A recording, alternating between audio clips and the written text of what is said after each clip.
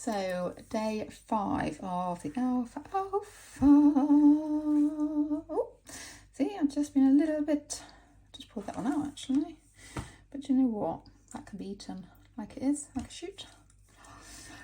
Right, so these have all gone green. Actually tasty actually. And they're starting to open up a bit. I did plant them quite dense compared to the others, just because there was a big bag of seeds. So I'm going to give them a watering from the side today. And this is how we do it. So usually I would say one day that side, and then in the evening do the other side.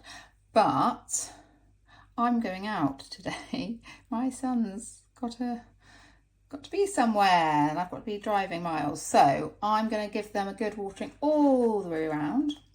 I am filming this during the winter months, so that will be fine. Even in the summer months, if I left it, see, it looks a little bit drowny, which you have to be a bit careful of, because obviously you don't want to drown the roots, because then they can't get the oxygen up and they won't like it. But I'm going to put that back in the windowsill and check in this evening to see if they're going to need any more. They may not, so it's a case of just keeping an eye. Certain crops need different things. Obviously this is all part of it's doing one at a time, so you've got that information. I'm going to put them back in the light.